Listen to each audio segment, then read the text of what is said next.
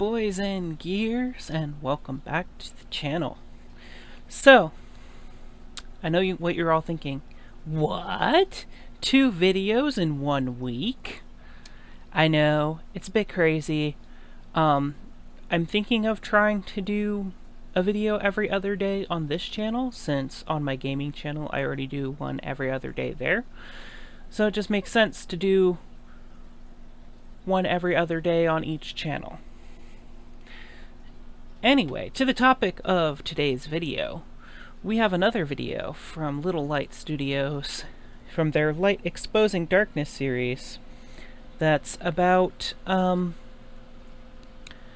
possibility of Forky being transgender as a character. I mean, he's a spork, but okay. Let's take a look.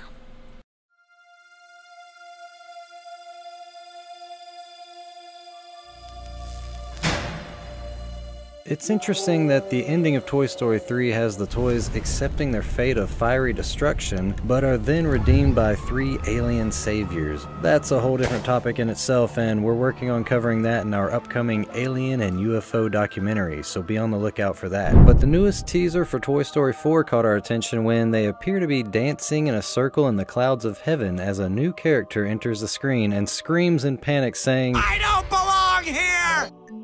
People are asking the question, why does Forky feel that he doesn't belong in what appears to be heaven? So, first off, dude, you obviously have never seen a Toy Story movie before, because the sky with the clouds on it, that's a standard Toy Story thing. Like, that goes all the way back to the first Toy Story movie. That's not heaven. It's typically the wallpaper for the room that they all started in.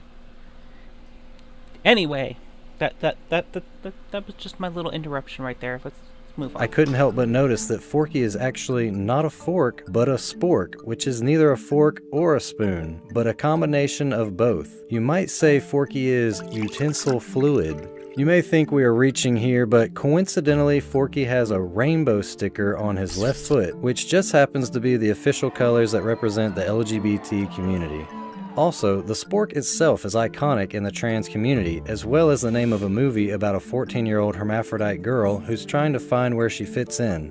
I'm a 14-year-old girl.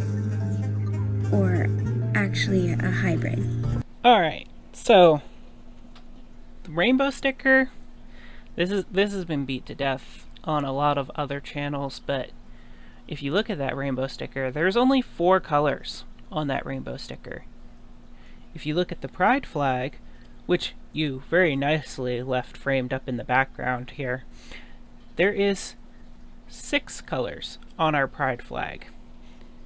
Not to mention those colors don't match up in sequence with the colors that are on the rainbow sticker. You know, Sporky was made by a little girl. She probably went, "Oh, I like rainbows," and stuck a rainbow sticker on the foot of Sporky, or Forky. Sporks being used to represent transgender is tangential evidence at best. It doesn't mean that Forky is a transgender character. And the word you're looking for when you're talking about the quote-unquote hermaphrodite girl is intersex.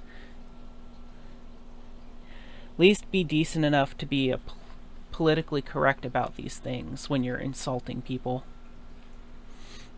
Alright, let's move back on. Girl and boy. And as Hollywood loves to do, shows a Christian group rejecting her. What's your name, sweetie? Spork.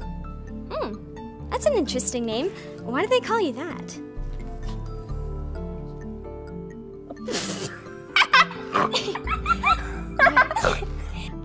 I really don't think someone like you would make a very good addition to God's army of goodness. This video is not an attack on any community of individuals. I mean, I guess you just can't handle looking in the mirror, because I've watch that movie, and the other religious groups reject her as well, so... But, you know, typical, oh, Christians are getting attacked.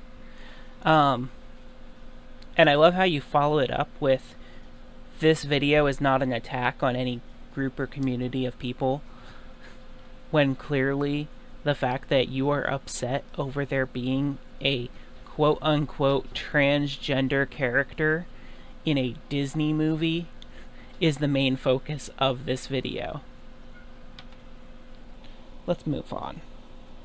But only to bring attention to the trend of introducing transgenderism to our children at a young age, when sexual orientation should be the farthest thing from a young child's mind. The Washington Times reports that the GLAAD condemns Hollywood for a decline in LGBT representation on the big screen. Not everyone was thrilled when Walt Disney Studios included a gay character in last year's live-action remake of Beauty and the Beast, but for LGBT activists, that was only the beginning. The report condemned Hollywood for a year-to-year decline in LGBT representation on the big screen, and some of the biggest offenders were children's movies and the film adaptations of comic books. Sarah Kate Ellis, president and CEO of GLAAD, insisted that Hollywood has a social responsibility to tell stories about the LGBT community. Hold up, wait a minute.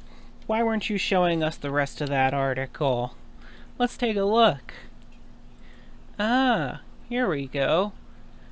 Stuff like, none of the studios scored 4, which is good, or 5, which is excellent. 20th Century Fox and Universal received scores of 3, insufficient.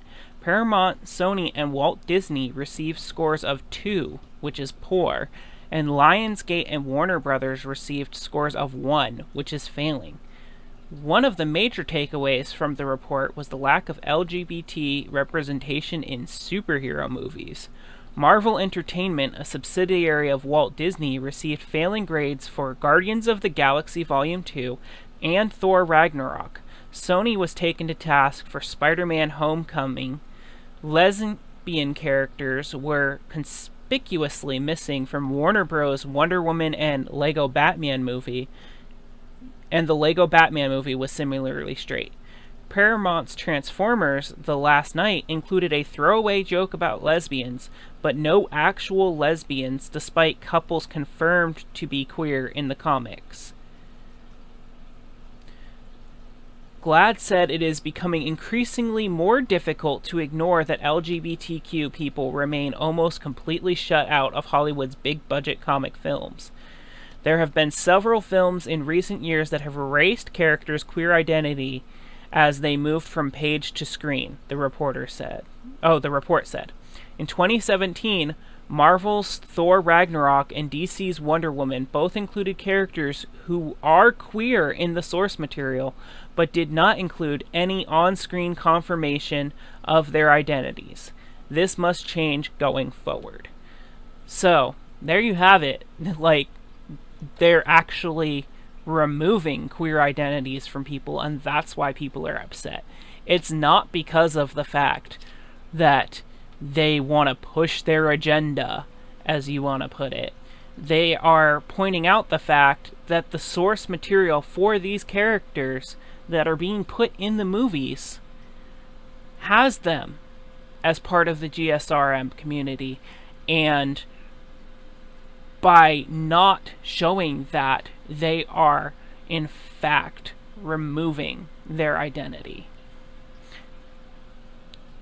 Anyway, let's get back to the rest of the video before I get GLAAD.org says, GLAAD is calling on the 7 major film studios to make sure that 20% of annual major studio releases include LGBTQ characters by 2021, and that 50% of films include LGBTQ characters by 2024. This is the first step in creating a barometer that will move them from a poor or failing rating to a good or excellent. Now, why did you go to the GLAAD website for that? That was in the news article as well. Was it just to avoid showing us the rest of that stuff that I just discussed? It was, wasn't it? It's the only reason I can think of for you to not show that they showed that in the actual article. Wikipedia says that a 2017 Gallup poll concluded that 4.5% of adult Americans identify as LGBT. So why must Hollywood ramp up to 20% LGBT representation to receive a good rating?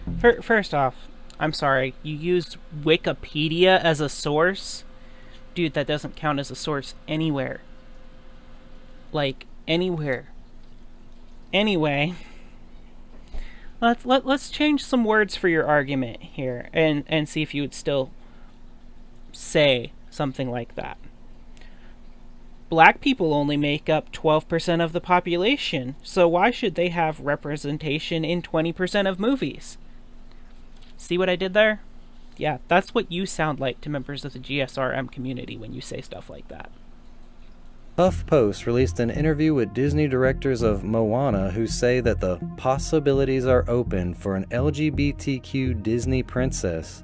But Hollywood aside, British Columbia, Canada has now made it mandatory to discuss the LGBTQ lifestyle with their students. Support for diversity in schools is legally required by the BC Human Rights Code. We're diverse, and so our ideas that you can turn things into black and white are actually not the way it is in this world. It's not a true reflection of God's diversity, and it's something we need to get past so that we're beginning to think of everybody as being unique and different and wonderful and beautiful. I mean, did you catch what she said there at the opening to your clip? It is part of the basic human rights code to show that there is diversity. And I mean, good. Children should be learning that people are different.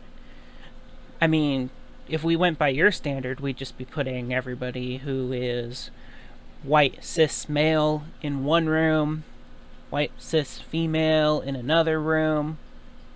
You see where I'm going with this? That's the kind of standard you're trying to promote by saying that we shouldn't teach kids that people are different. And honestly, as a transgender woman, I have had more children readily accept the fact that I am a woman in a man's body than I've had adults accept it. How messed up is that? Let's finish With this video. very short teaser trailer, we can only speculate who Forky represents in Toy Story 4, but we can see that it's not out of the scope of possibilities that Disney might be trying to subtly introduce transgenderism through a plastic sport. I'm not a toy! How do you feel about this topic? Give us some feedback in the comment section and let us know how you feel about Disney's plans to potentially introduce an LGBTQ princess in the near future. Oh, comment sections are so mundane. I'll just do this video instead.